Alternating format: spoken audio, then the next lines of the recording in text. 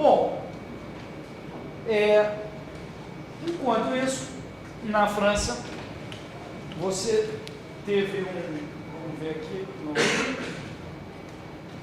ensaio de Cantillon, um pouquinho mais para frente, né, em 1730, portanto, muito antes de Adam Smith, houve esse livro publicado por Cantillon, chamado Essai sur la nature du commerce en général. Né? Ele fez o primeiro, que é considerado pelos austríacos como o primeiro livro de economia. Né? O De Monetae Mutatione, do Mariana, falava só sobre inflação, etc. Esse é um livro sistemático sobre diversos aspectos de como funciona a economia moderna. Né? O Cantillon, né, ele foi o sócio do John Law. John Law era um cara, um arco-inflacionista britânico, que foi para a França e chegou para o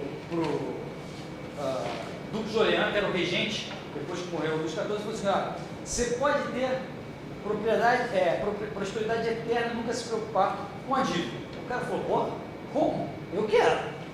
O cara falou: não, vamos fazer um negócio que é uma nova tecnologia, papel e moeda.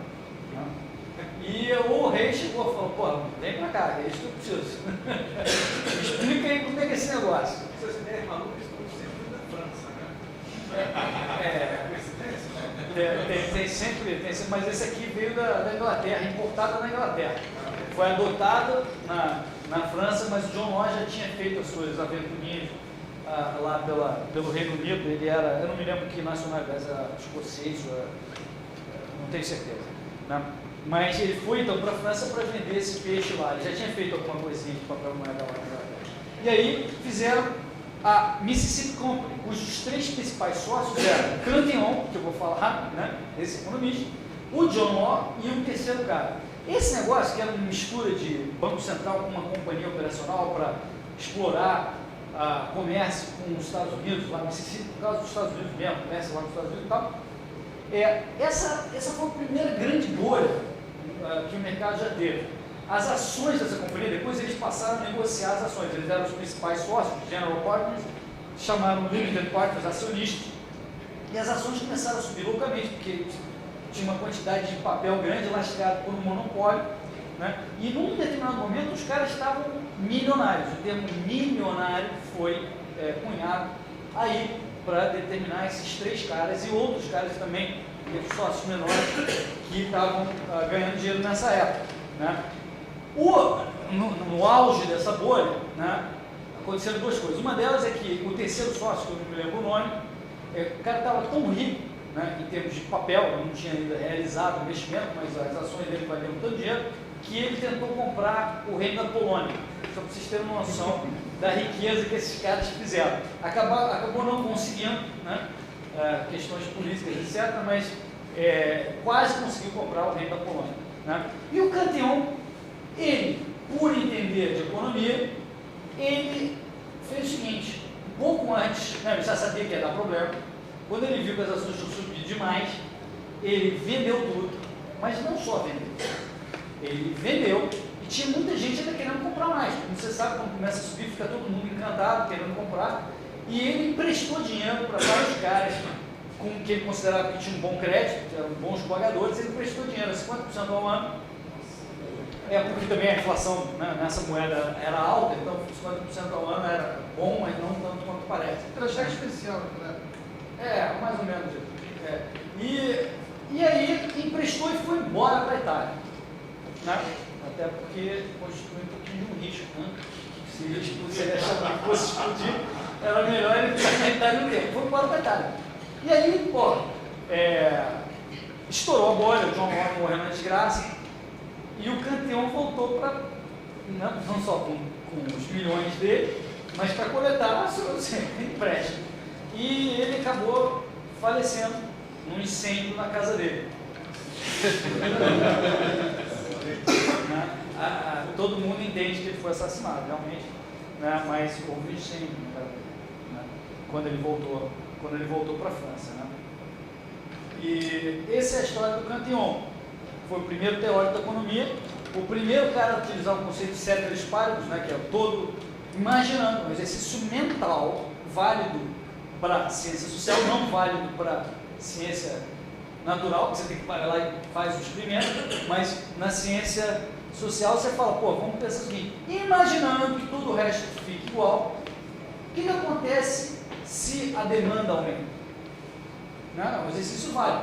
Não quer dizer que a realidade funciona assim, mas isso é um exemplo de uma teoria, não tem nada a ver com meio de fazer experimento, mas é um raciocínio válido. O que aconteceria num mundo que não existe, onde tudo ficasse igual, a oferta fica igual, o tempo não passa, nada acontece, e você aumentasse a demanda? Bom, o preço tem que subir. Né? Você não precisa sair fazendo experimento para chegar a essa brilhante conclusão. O Campion foi o primeiro cara a usar esse instrumento, o século IV. Né? Ele também defendia o individualismo metodológico, né? Que é decompor o raciocínio do que você quer analisar às entidades fundamentais, que na opinião dos que defendem essa metodologia é o indivíduo. O indivíduo é a unidade que não pode ser mais decomposta e que você tem que entender pelas ações do indivíduo o que acontece na sociedade. Então, a sociedade não age, indivíduos agem. Você diz, Brasil declarou guerra ao Paraguai. Né? Você constrói uma certa imagem mental na sua cabeça, Brasil e Paraguai.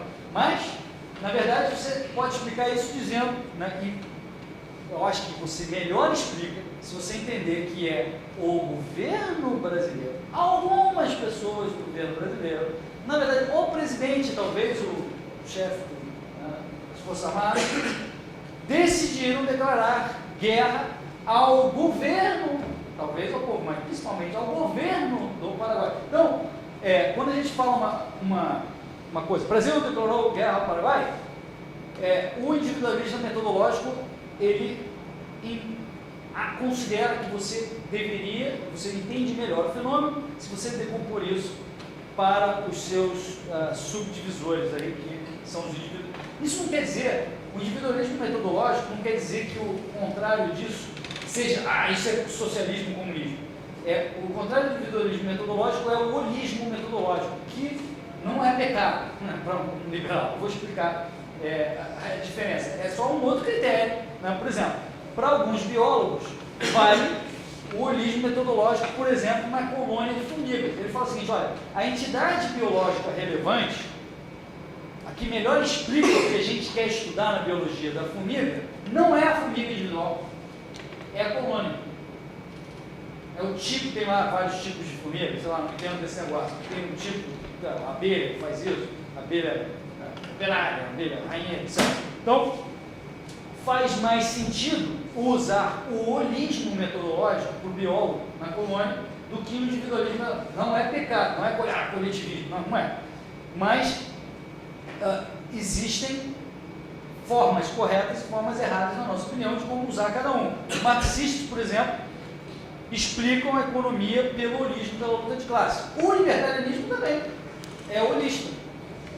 O libertarianismo entende que existe uma dualidade entre o Estado, que é a classe exploradora, e o povo, que é a classe explorada, como eu estava falando antes. Então, é um exemplo de como você usar o holismo metodológico, na minha opinião, de uma forma, uma visão correta. O que o marxismo fez, quando o Marx analisou no início, ele usou Estado versus povo, 2 ou 3 exemplos, de repente ele mudou isso e falou o seguinte, não, agora é o empresário versus o proletariado. E ele não explicou como ele fez essa mudança de critério e por que esse raciocínio é válido. Se você está fazendo trocas, né? Se você é funcionário de uma empresa, você está trabalhando livremente, é bem diferente de você considerar o caso do Estado, onde você tem um cara que é um monopolista, que impõe a força para impor certos objetivos e coletar impostos. É bem diferente, não é aplicável para uma corporação versus um funcionário. Não é aplicável, cada um vai chegar à sua conclusão, mas sem dúvida é diferente do Estado versus o povo. Né? Então, aqui eu queria apresentar essas diferenças de individualismo e holismo metodológico. Os austríacos advogam e o Cantillon também advogava, ele é um próprio austríaco, como eram os escolásticos, o individualismo metodológico, no caso da economia, não há dúvida de que é superior por vários motivos. O Bira vai, sem dúvida, mencionar isso ao longo do curso, mas isso não quer dizer que o holismo não valha para vários casos, inclusive para o libertarianismo. Né? O que mais ele disse no SE? Ele disse sobre os preços.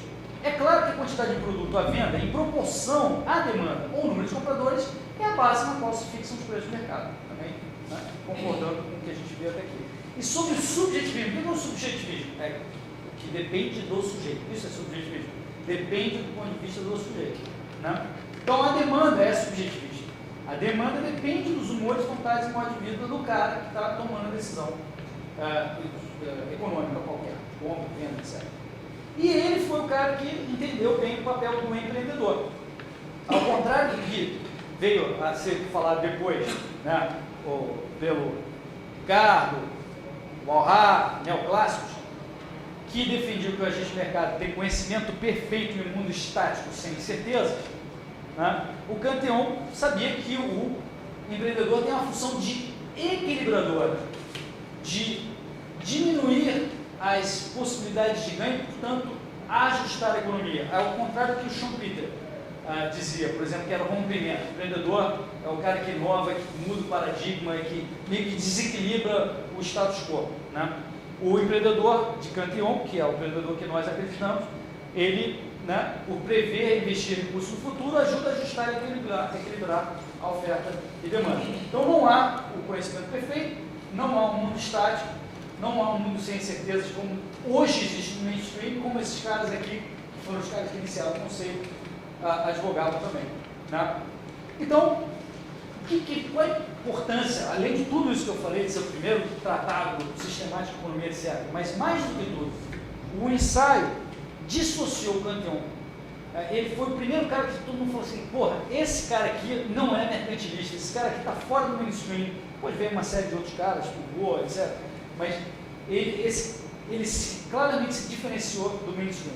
E o efeito mais, a contribuição mais importante de Cantillon, que é adotada até citado pelo mainstream, hoje em dia é o famoso efeito Cantillon. O David Hume, né, falava sobre o exercício mental de você imaginar que tem uma fada madrinha que vai duplicar o dinheiro que está no bolso de todo mundo. E se você imaginar esse experimento mental, nada vai acontecer com o teu poder de compra, só vai dobrar o preço, mas todo mundo continua comprando igual. O Cantillon disse, antes disso, esse experimento não é assim que funciona na prática, não existe uma fada madrinha que dobra o dinheiro no bolso de todo mundo. No mundo do papel moeda, existe um cara que imprime o papel moeda. Ele gasta primeiro que os outros.